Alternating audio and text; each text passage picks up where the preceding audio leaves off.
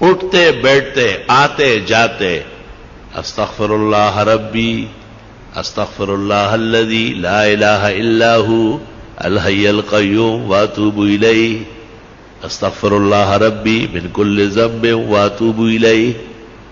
یہ پڑھا کرو جتنے استغفار آپ کو یاد ہے، بہت زیادہ پڑھو، کم پڑھنے سے نہیں کام چلے گا.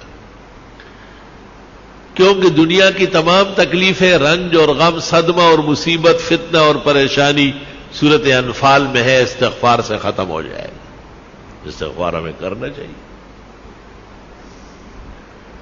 پیرانی پیر شیخ عبد القادر جیلانی نے ایک موقع پر لکھا ہے کہ جن کو استغفار کا پتہ ہے اور پھر وہ پریشان ہوتا ہے، فرمایا بہت بڑا کذاب اور جھوٹا ہے. یہ تو خدا کا فیصلہ ہے کہ آپ استغفار کریں، میں پریشانیاں دور کروں. اب یہ کہ ہمیں محبت چاہیے، آرام چاہیے، عزت چاہیے، حلال دولت چاہیے، وقار چاہیے، حفاظت چاہیے، خدا تیری نصرت چاہیے، بندوں کے ہر شر فساد سے بچت چاہیے. اس کا ذکر اللہ نے سورۃ نوح میں کیا ہے 29ویں پارے میں کہ یہ بھی استغفار سے ہو. لے سارا کام استغفار سے ہو رہا. علماء نے اس طرح ایک مثال دی کہ اگر فرید گنج شکر، ان کے شیخ قطب الدین بختیار کاکی، ان کے شیخ معین الدین چشتی اور ان کے شیخ عثمان ہارونی اور ان سے بھی بڑے شیخ عبد القادر جیلانی اور سید علی حجویری داتا گنج بخش اور حسن بصری اور علی مرتضی اور چاروں مقرب ملائک، ان سے بھی آپ وظیفہ مانگے. استغفار سے بڑھ کر کوئی وظیفہ نہیں دے گی. سب کا اتفاق استغفار پر ہوا. استغفر اللہ ربی من کل ذنب واتوب الیہ استغفر اللہ الذی لا الہ الا هو الحی القیوم واتوب الیہ. اب ایک آدمی استغفار کر رہا ہے اور وہ فائدہ محسوس نہیں کرتا تو قرآن تو سچا ہے، ہمارا ایمان ہے، اس میں کوئی کمی ہے نا. وہ عورت نے وہ چاند دیکھا ایسا چاند کی طرح، تو انگلی کے ساتھ کوئی چیز لگی تھی نامناسب، کہنے لگی چاند تو بہت اچھا لیکن بدبو آ رہی. بدبو تو آپ میں ہے، چاند میں تھوڑا ہی ہے. اب اپنے آپ کو اس معیار پر لانا ہے کہ ہمیں استغفار سے وہ فائدہ پہنچے جو اللہ تعالیٰ نے سورۃ انفال میں بیان کیا ہے. وما كان الله ليعذبهم وانت فيهم وما كان الله معذبهم وهم يستغفرون. ایک ایسی نیکی اور ایسا عمل جو نبی کے برابر ہو یا نبی جیسی رحمتیں مل جائے، قرآن کی اس آیت میں ہے جو میں نے پڑھی کہ وہ استغفار کا عمل. یا تو نبی کی وجہ سے بچتے ہو یا استغفار سے بچت. خوب استغفار کیا گیا. بعض راتیں مناؤ باقاعدہ، بعض اوقات منا لو کہ بھئی میں سحری میں اٹھوں گا اور سورج نکلنے تک استغفار کروں گا، اور میں جمعے کی نماز کے لیے 2 گھنٹے پہلے آؤں گا، سورۃ کاف پڑھوں گا، 100 مرتبہ درود ابراہیمی پڑھوں گا، بس پھر جمعے تک استغفار کروں گا. جمعے میں اتنا ٹائم نہیں ہے تو چلو عصر سے مغرب صحیح ہے، مغرب سے عشاء تک کچھ تو ادھر کنڈے زویا سوخو بویا، کچھ تو کرے آپ، اپنے آپ کو ذرا قیمتی بنائے. جتنی خوشیاں چاہیے، جتنے آرام اور راحت چاہیے، جتنی عزت چاہیے، اللہ تعالیٰ سورۃ نوح میں فرماتے ہیں فَقُلْتُ اسْتَغْفِرُوا رَبَّكُمْ، استغفار کرو وہ مل جائے گا، سب عطا ہو جائے گی.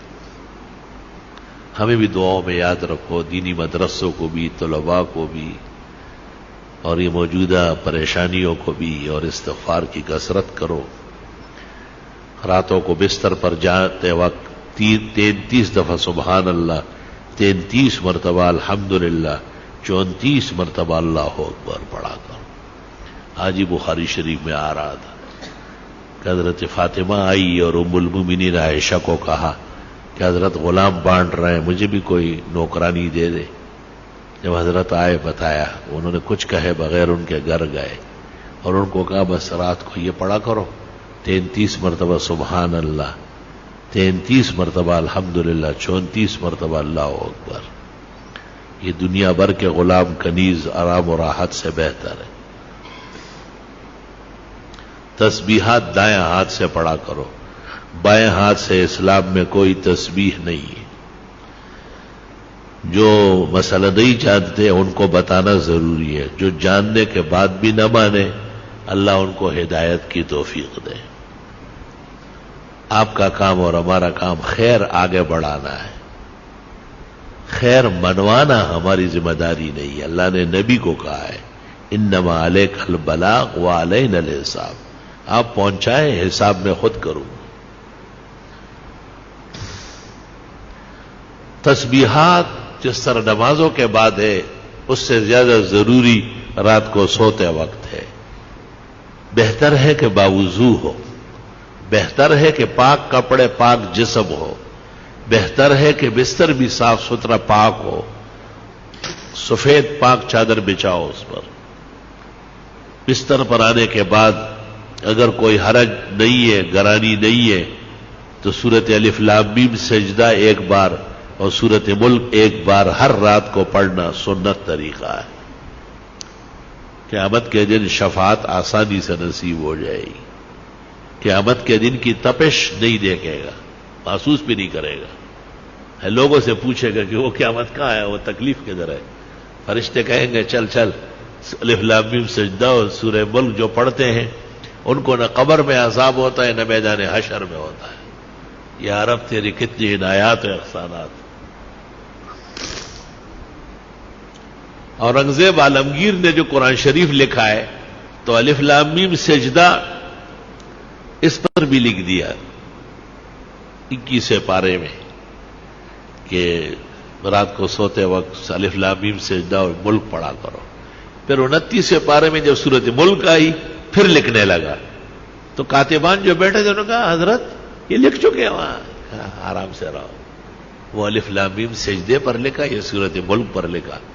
اور حدیث شریف لکھنے کے بعد لکھ فرمایا بس اورنگزیب کا یہی مقصد تھا کہ یہ لکھا ہوا قیامت تک رہ جائے، شاید کوئی عمل کر کے اور مجھے بھی قبر کے عذاب سے اور جہنم کے تپش سے اور قیامت کی پریشانی سے اللہ تعالیٰ نے نجات نصیب فرمائے. الحمدللہ رب العالمین. اللہم صلی وسلم علی النبی وعلی آلہ واصحابہ